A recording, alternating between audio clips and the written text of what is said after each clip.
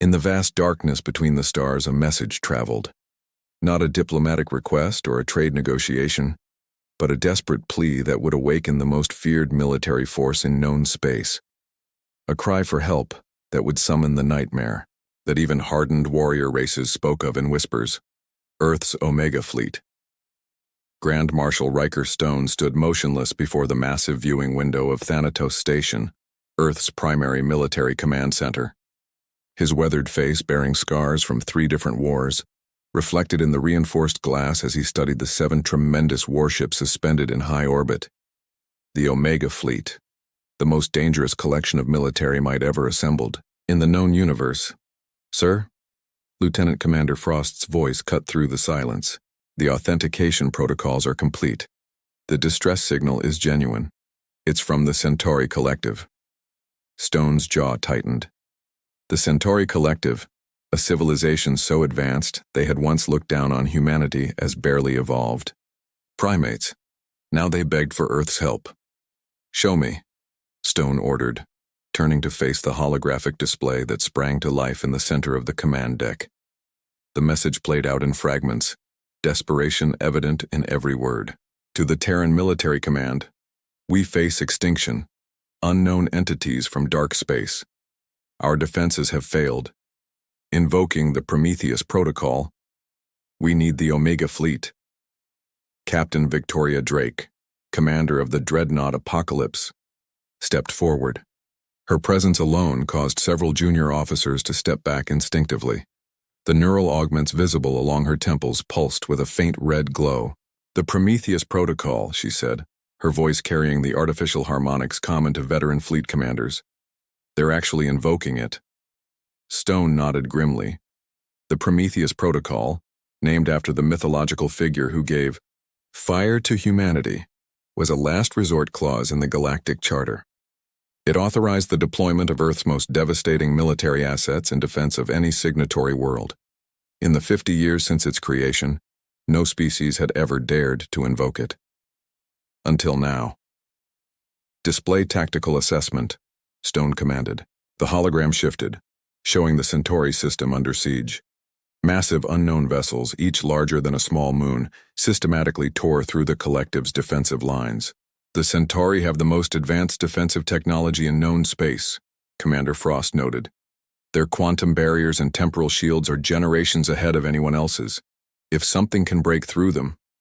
"That's exactly why they're calling us," Drake interrupted. "Because when the most advanced defenses fail, you need the most dangerous offense." Stone turned back to the window, studying the 7 ships that comprised the Omega Fleet. Each vessel was a masterpiece of human military engineering, designed not for speed or elegance, but for raw, overwhelming destructive power. The Apocalypse, flagship of the fleet, bristled with weapon systems that could crack planets. The Nemesis, with its experimental dark matter cannons. The Thanatos, carrying enough firepower to sterilize a solar system. The Harbinger, whose mere presence had once caused an aggressive empire to surrender without firing a shot. The Ravager, Decimator, and Oblivion completed the fleet, each a legend in its own right. "Time to target?" Stone asked. "At maximum, quantum thrust, 36 hours, Drake replied. "The new Hellfire drives are ready for their first real combat test."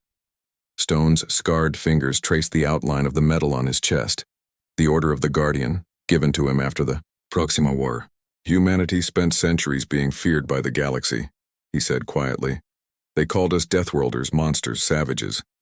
Now they call us their last hope." "Your orders, sir?"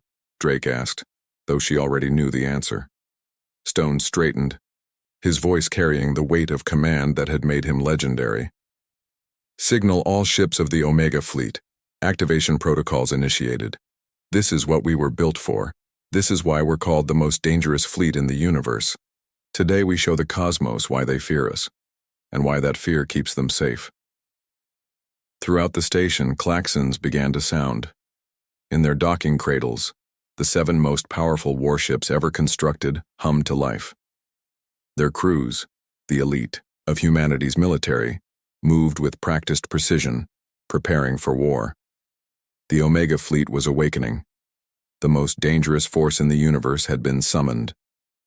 Deep within the armored heart of the apocalypse, Captain Victoria Drake moved through corridors that could withstand nuclear detonations.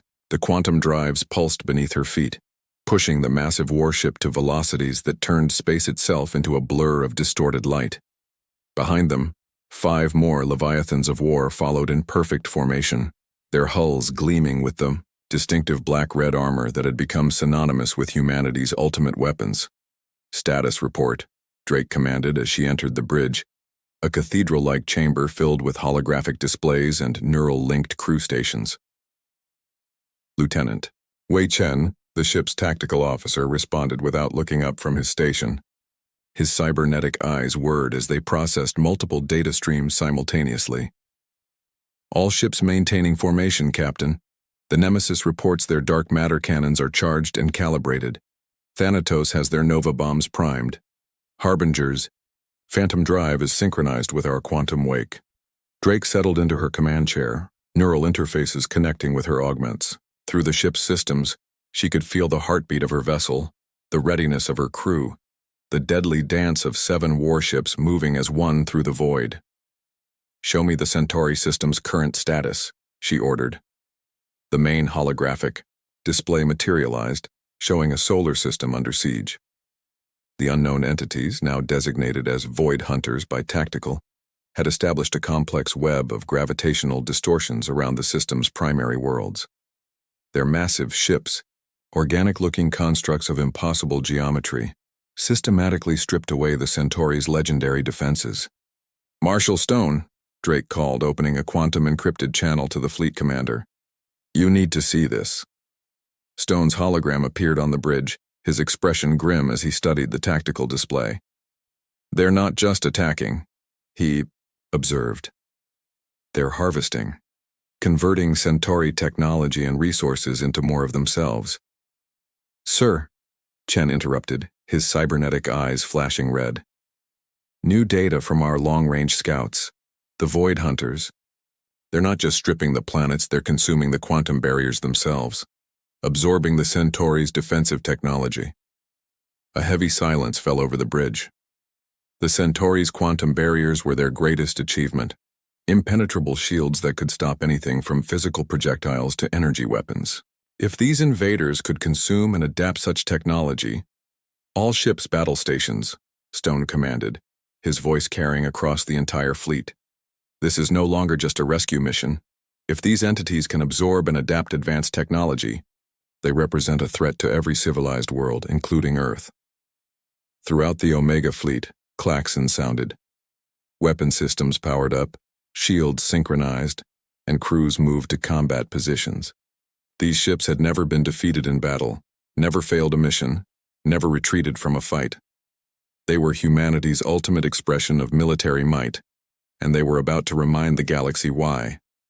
"Tactical," Drake ordered. "Begin full spectrum analysis of the enemy vessels. I want weaknesses identified before we arrive. Focus on their organic components."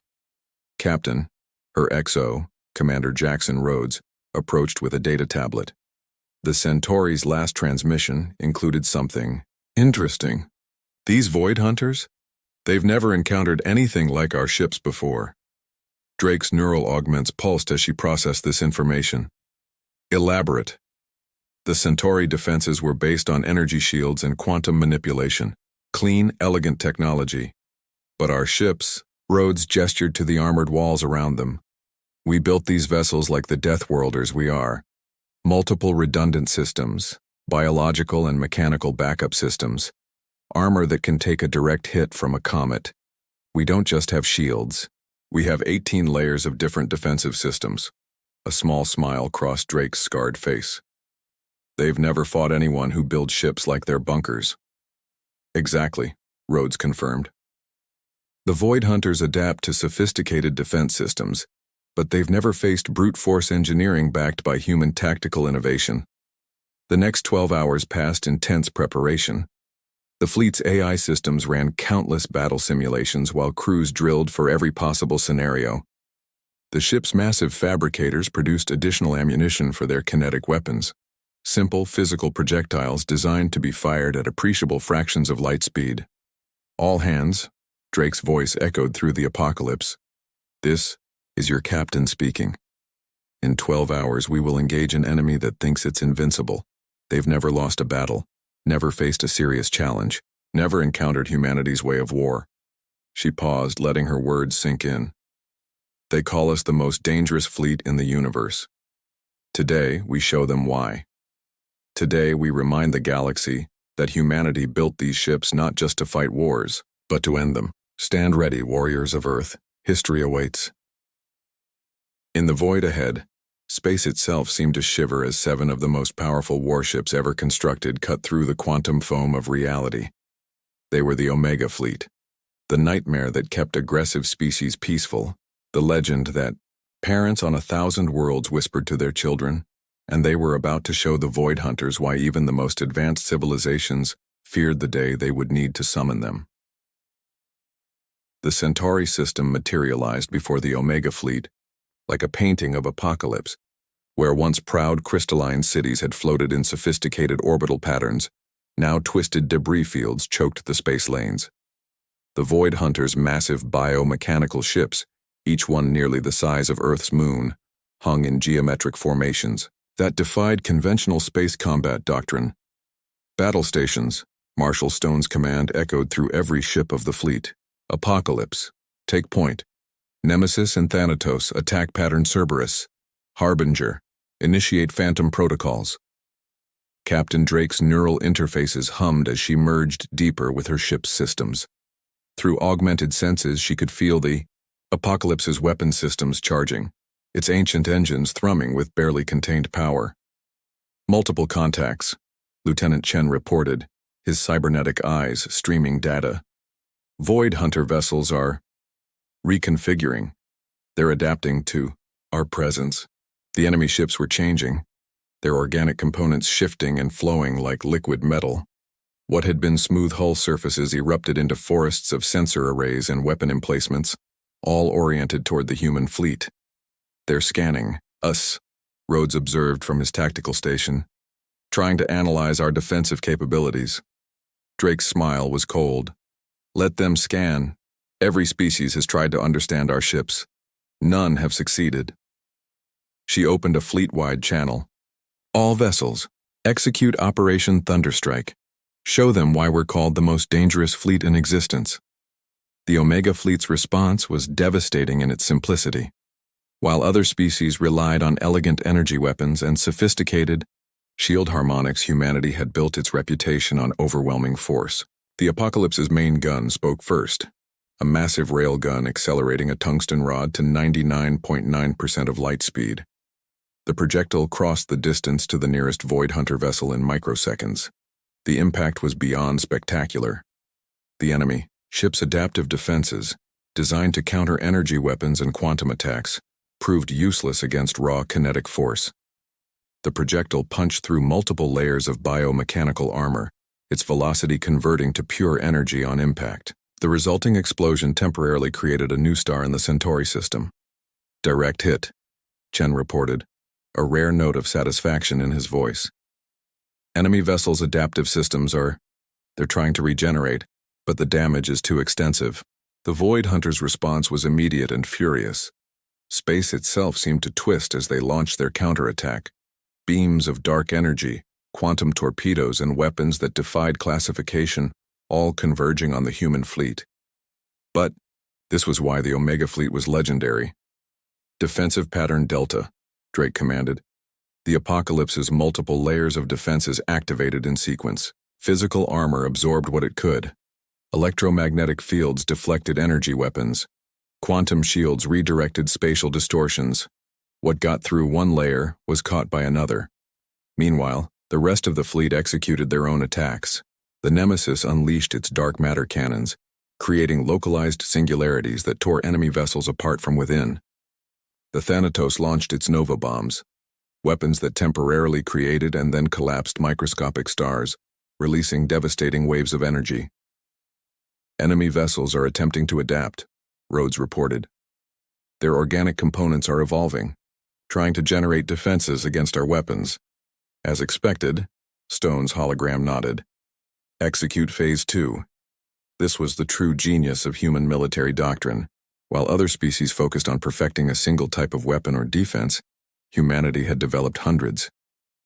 The Omega fleet carried weapons spanning the entire spectrum of possible combat technologies. All ships, rotate weapon protocols, Drake ordered. Switch to secondary armaments. The fleet's attack pattern shifted. Where before they had used kinetic weapons and energy bombs, now they deployed electromagnetic pulse cannons, quantum disruptors, and weapons that attacked the very fabric of spacetime. Every time the Void Hunters adapted to one form of attack, the fleet switched to another. Enemy formation is breaking down, Chen reported. Their adaptive capabilities can't keep up with the variety of our assault. Through her neural link, Drake could feel the battle's momentum shifting. The Void Hunters, for perhaps the first time in their existence, were facing an enemy they couldn't simply adapt to and overcome.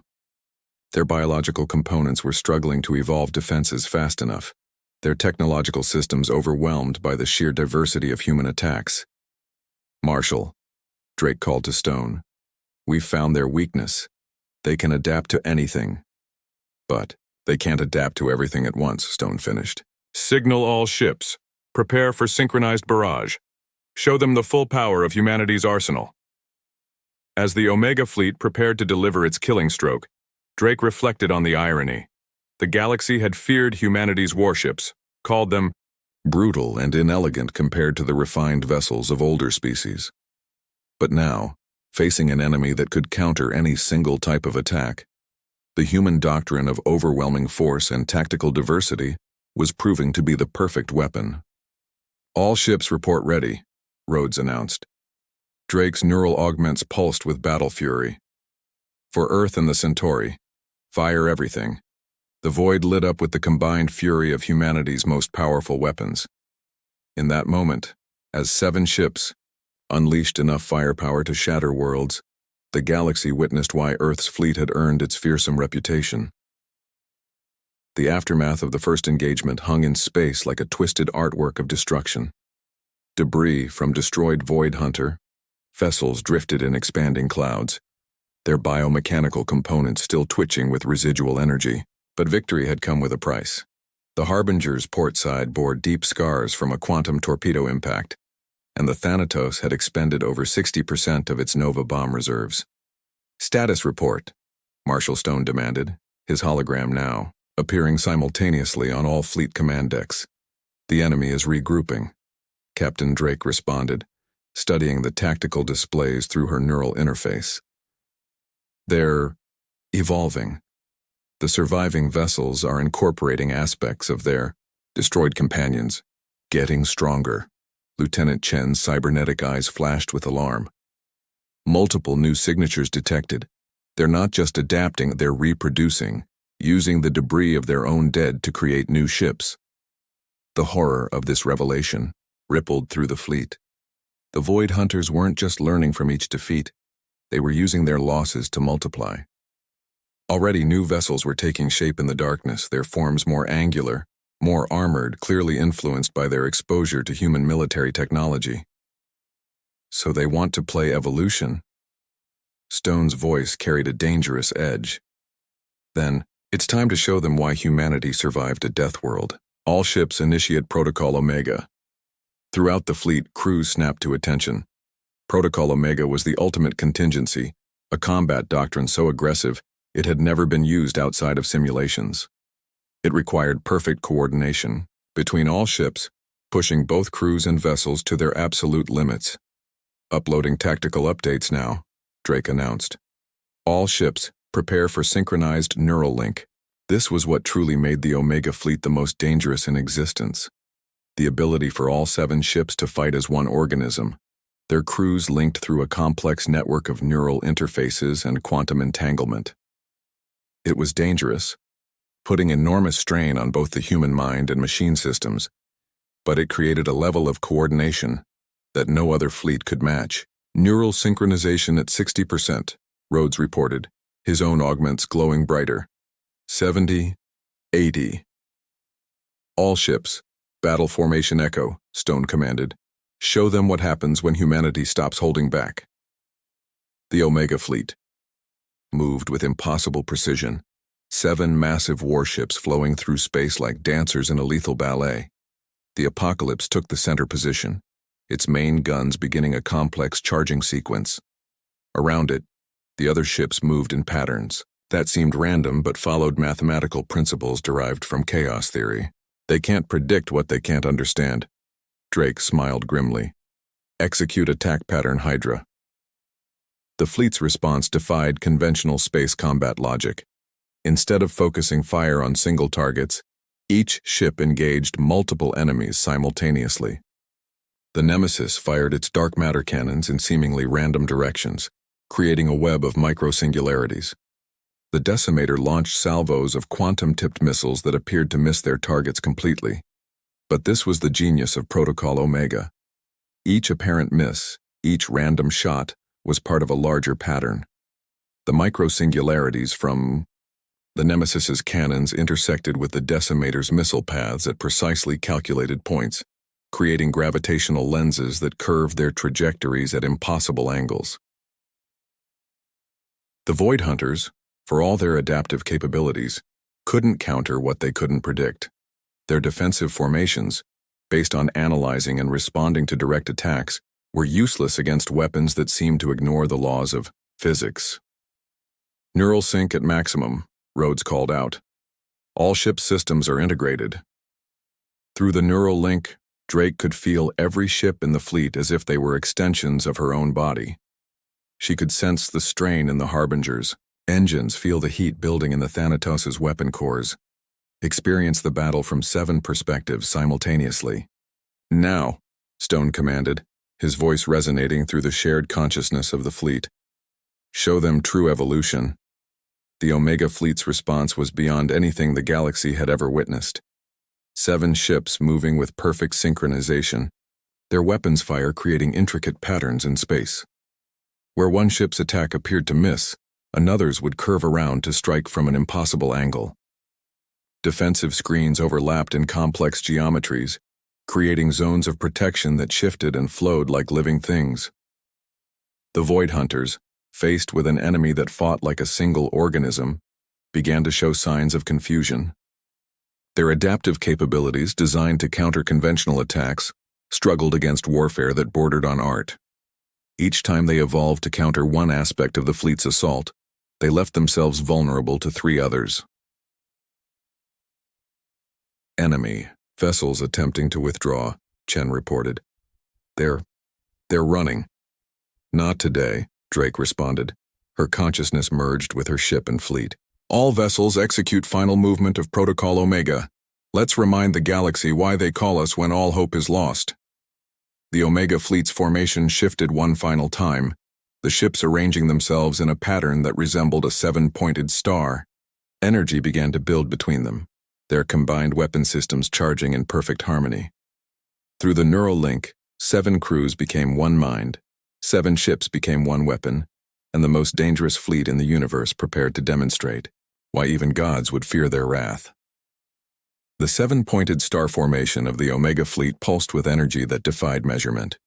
The neural-linked crews, their minds merged into a single battle consciousness, channeled power that could shatter worlds. The remaining Void Hunters, their biomechanical forms still trying to adapt, faced something they had never encountered in their eons of conquest. Fear. All ships. Final synchronization. Marshal Stone's voice echoed through the collective consciousness of the fleet. Show them why we are the last resort. Why we are the force that even immortal species pray they never need to summon. The space between the 7 ships began to glow with an impossible light. The Apocalypse's main reactor channeled energy through quantum-linked conduits to the other vessels, their combined power creating distortions in the fabric of reality itself. Stellar core temperatures in all weapon systems, Captain Drake reported. Her consciousness expanded across all 7 ships. The Void Hunters are attempting to escape through subspace. They learned too late, Stone responded. Execute ultimate protocol. Ragnarok. Throughout the galaxy's history, there had been whispers about the Omega fleet's final protocol, a weapon so devastating that its mere existence had prevented countless wars. Now, for the first time, the galaxy would witness why even the mention of Ragnarok could make aggressive species surrender. The 7 ships began to rotate around their central axis, creating a vortex of gravitational forces. Energy arced between them in patterns that resembled divine script. Through their neural link, the crews could feel the power building, threatening to overwhelm even their enhanced minds. Enemy vessels launching final counterstrike, Lieutenant. Chen's voice came through the collective consciousness. Multiple temporal weapons detected. The Void Hunters' desperate attack came in waves of weapons designed to destroy their targets by aging them millions of years in seconds or trapping them in time loops. But they had never faced defenses built by a species that treated physics as a suggestion rather than a law. Initiate time-wake protocols, Drake commanded. The fleet's rotation increased, their combined energy field creating a bubble where time itself behaved differently. The temporal weapons struck this barrier and shattered, their effects reflected back at their sources. Ragnarok sequence at 90%, Rhodes announced. All ships maintaining quantum coherence. The Void Hunters, witnessing their most powerful weapons fail, attempted one final evolution. Their surviving vessels began to merge, combining into a single massive entity that dwarfed even their previous forms. Biomechanical tendrils reached out across space, trying to drain energy from nearby stars to power their transformation. Too late. Stone's voice carried the weight of judgment. All ships channel full power. Show them why we are called the most dangerous fleet in existence. The energy vortex between the 7 ships collapsed inward, creating a singularity unlike anything known to science. It wasn't just a gravitational phenomenon, it was a tear in the universe itself, a wound in reality created by human engineering and willpower. Ragnarok weapon fully charged, Drake announced. All ships' neural buffers at maximum capacity. Through their shared consciousness, every crew member could feel the immense power they were about to unleash. This was why the fleet was both salvation and nightmare, why they were the force that species begged for in their darkest hour while praying they would never need to witness their full power. For Earth, for the Centauri, for every species that lives in fear of the dark between stars. Stone's command resonated through the neural link. Fire. The singularity exploded outward in a wave of pure destruction. It wasn't just energy or matter. It was a cascade of broken physics, a tsunami of violated natural laws. The Void Hunters' combined form, for all its adaptive capability, faced something that transcended evolution. You couldn't adapt to an attack that rewrote reality itself. The wave struck their massive form and began to unmake it. Biomechanical systems that had survived millions of years of warfare dissolved. Adaptive technologies that could counter any conventional weapon crumbled before forces they couldn't comprehend. The entity that had terrorized countless civilizations discovered why humanity's fleet was the galaxy's ultimate weapon. As the energy wave dissipated, the Omega fleet maintained its formation, their neural-linked crews monitoring the aftermath. Where the Void Hunters had been, now only scattered atoms remained, too thoroughly destroyed to ever reconstruct themselves. Victory confirmed, Chen reported, his cybernetic eyes scanning the void. No traces of enemy vessels remain. The Centauri system is secured. Throughout the fleet, neural links began to disengage. 7 ships became 7 again, their crews returning to individual consciousness. The price of wielding such power was evident in their exhausted minds and strained systems, but they had achieved what no other force in the galaxy could. Send word to Earth, Stone commanded, his hologram showing the first signs of fatigue. The threat is eliminated. The Centauri civilization is saved. Captain Drake stood on her bridge, watching as the Centauri's surviving ships emerged from hiding. Their crystalline vessels approached cautiously, their sensors no doubt trying to comprehend what they had just witnessed. They'll tell stories about this day, Rhodes said quietly. About what they saw here. Good, Drake replied. Let them tell the galaxy. Let them speak of why we are called the most dangerous fleet in existence. Not because we seek war, but because we end it. Not because we love destruction, but because we are willing to bear its burden to protect others. The Omega fleet began its standard post-battle formations, their massive forms silhouetted against the stars. They had been summoned by a cry for help, and they had answered with a power that would be remembered for millennia.